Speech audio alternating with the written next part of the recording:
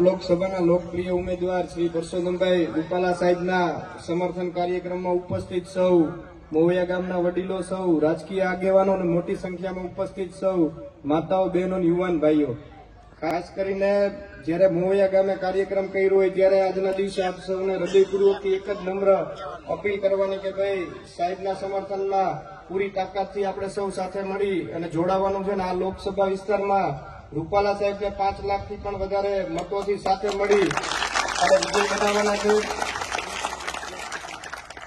આ કાર્યની અંદર ક્યાંય પણ આપણે કચાશ નથી રાખવાની અને 100% આપણું મતદાન પૂર્ણ થાય. આપણા આજુબાજુના વિસ્તારમાં રહેતા લોકોને પણ આપણે જાગૃત કરી સમયસર મતદાન કરી અને આપણા યશસ્વી વડાપ્રધાન શ્રી નરેન્દ્રભાઈ મોદી સાહેબના હાથ મજબૂત કરવા માટે થઈને એક કમળનું ફૂલ સાથે મળી અને રાજકોટથી દિલ્હી મોકલવાનું છે. એ જ વિનંતી સાથે આપ સૌનો હૃદયપૂર્વકથી ખૂબ ખૂબ આભાર માનું. અહીંયા હું પહોંચું ત્યાર પહેલાની મારી મનસ્થિતિ અલગ અલગ હોય, પણ પહેલી વખત હું ચૂંટણી સભામાં જતો હોઉં, રૂટીન કાર્યક્રમમાં, જે હું વાંકાનેર વિસ્તારમાં ગયો હોઉં, ત્યાં ગયો અને ઢોલ નગારા સાથે મારું ત્યાં સ્વાગત થાય, એ ક્ષત્રિયો સિવાય કોઈ કરી ના શકે. એ શક્ય જ નથી. એ ત્યાંથી જ મારું ઊંધી રીતે સ્વાગત થવાની સંભાવના એ બટ નેચરલ છે. એ મારી પણ એમાં કંઈ મને એવું અતિશયોક્તિ કહેવાનું પણ કોઈ કારણ નથી. મિત્રો, મને એક વાતનો એવડો મોટો રંજ છે કે મારી જીભથી આ વાક્ય નીકળ્યું.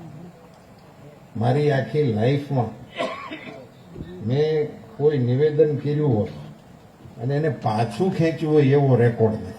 મારી આખી લાઈફમાં આવો રેકોર્ડ નથી.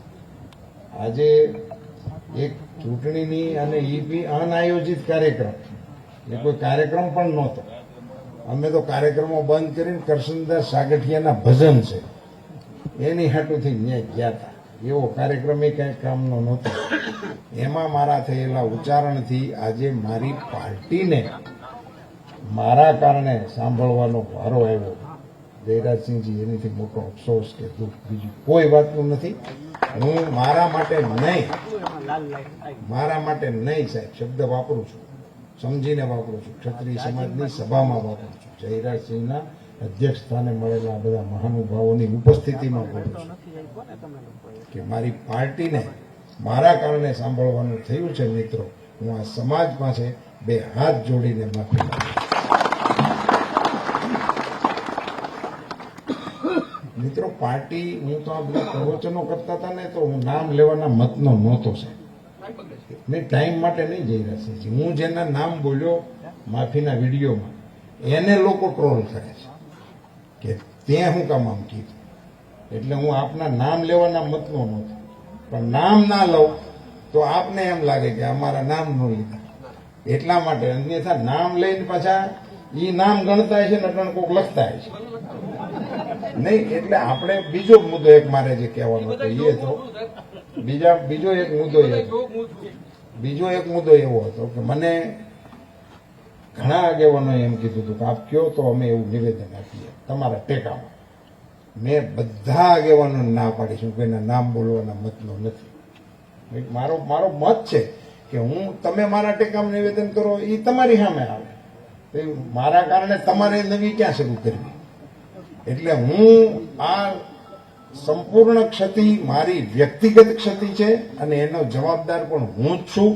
અને એના કારણે ક્ષત્રિય સમાજના પણ કોઈ આગેવાનોને કંઈ પણ નાનું મોટું કરવાનું આવે, એ પણ મારા મનમાં ઈચ્છા નથી.